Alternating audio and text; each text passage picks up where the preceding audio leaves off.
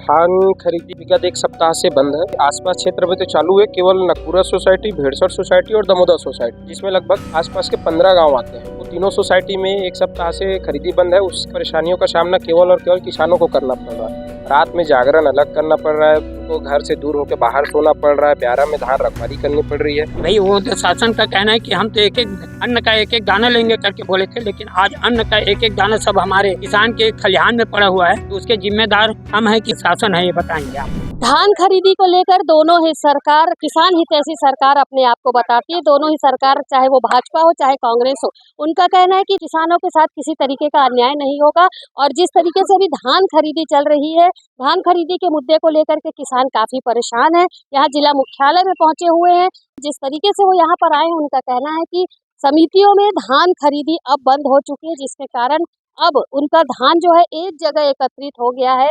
इस तरीके की मांग लेकर के वो जिला प्रशासन, जिला मुख्यालय में आए हैं और अब क्या मांग वो कर रहे हैं, आइए जानते हैं। धान खरीदी विगत एक सप्ताह से बंद है। ये आसपास क्षेत्र में तो चालू है, केवल नकपुरा सोसाइटी, भेड़सर सोसाइटी और दमोदर सोसाइटी, जिसमें लगभग आसपास के 15 गांव आते हैं। वो तीनों सोसाइटी में एक सप्ताह से खरीदी बंद है। उस परेशानियों का सामना केवल और केवल किसानों को करना पड़ रहा है। रात में जागरण अलग करना पड़ रहा है, उनको घर से दूर होकर बाहर सोना पड़ रहा है, ब्यारा में धान रखवाली करनी पड़ रही है, और उसके बाद आर्थिक नुकसान जो हो रहा है वो अलग है। हमने सुना कि आप कह रहे हैं कि आप लोग यहीं पर बैठेंगे यदि सोमवार से धान खरीदी नहीं। सरकार से हमारी एक ही मांग थी, कलेक्टर मैडम के नाम से ज्ञापन था, 24 घंटा के अंदर धान खरीदी चालू किया जाए।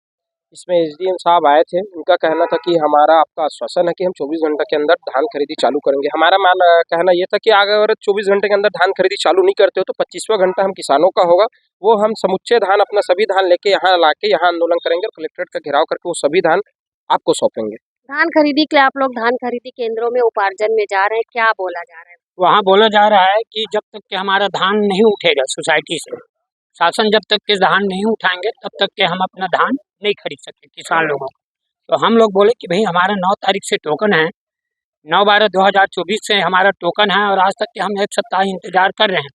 तो हम लोगों की परेशानी में शासन अपना परेशानी क्यों सुना रहे हैं कि भाई वो तो शासन का कहना है कि हम तो एक एक अन्न का एक एक दाना लेंगे करके बोले थे, लेकिन आज अन्न का एक एक दाना सब हमारे किसान के खलिहान में पड़ा हुआ है। तो उसके जिम्मेदार हम है कि शासन है, ये बताएंगे आप लोग। विष्णुदेव सरकार जो है, उनका कहना था कि उनके राज्य में किसी भी किसानों को किसी तरीके की परेशानी नहीं होगी, लेकिन अब जिस तरीके की परेशानी हो रही है, टोकन व्यवस्था को लेकर भी काफी किसान परेशान। उनका कहना है कि भाई किसी किसान को परेशानी नहीं होगी, लेकिन किसान तो अब सामने आप लोगों के सामने समक्ष में आए हुए हैं, उनको वो भी देखेंगे कि किसान आए हैं, किसान के ऊपर परेशानी है या नहीं।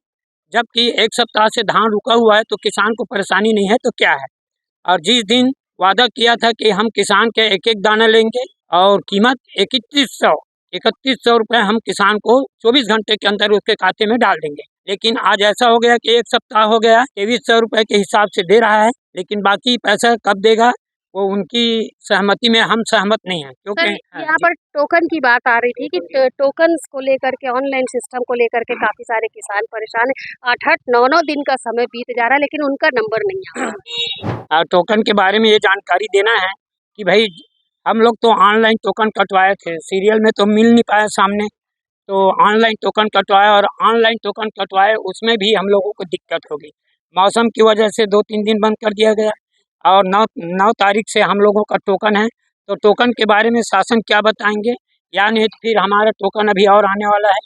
तो उसके बीच में सभी किसान को सहयोग से, जैसे 4000 क्विंटल धान लेते हैं तो उसमें 7000 करें, जब भी किसानों की समस्या का समाधान होगा, अन्यथा नहीं हो पाएगा।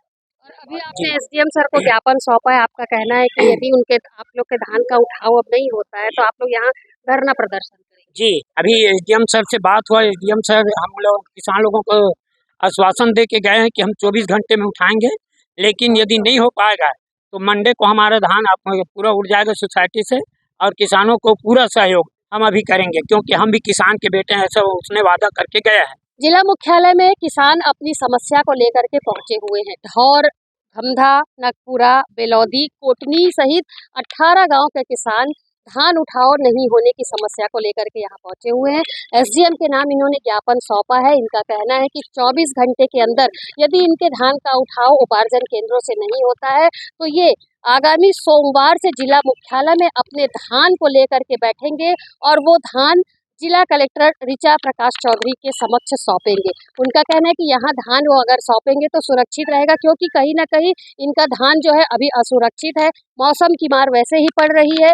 साथ ही जब भारतीय जनता पार्टी की सरकार बनी थी तब सीधे तौर पर साफ तौर पर भाजपा के द्वारा ये किसानों से वादा किया गया था कि भाजपा की सरकार में कोई भी किसान परेशान नहीं होगा। लेकिन यहाँ किसानों का कहना है कि विष्णुदेव साय की सरकार जब से सरकार में बैठी तब से किसान परेशान ही हो रहे हैं। एक किसान का ये भी कहना था कि साय साय बैठने से कुछ नहीं होता, साय साय काम करके दिखाने से कुछ होता है। निश्चित तौर पर उनका कहना बिल्कुल सही है। जिस तरीके की उन्होंने बातें कही हैं, कहीं ना कहीं किसान काफ़ी परेशान है और अब उन्होंने अल्टीमेटम दिया है प्रशासन को। उनका कहना है कि 24 घंटे के अंदर यदि धान का उठाव नहीं होता है तो आगे की स्थिति जो होगी उसके लिए पूरी तरीके से प्रशासन जिम्मेदार होगा। फिलहाल किसान आर्थिक रूप से काफ़ी परेशान है। धान का उठाव उपार्जन केंद्रों से नहीं हो पा रहा है।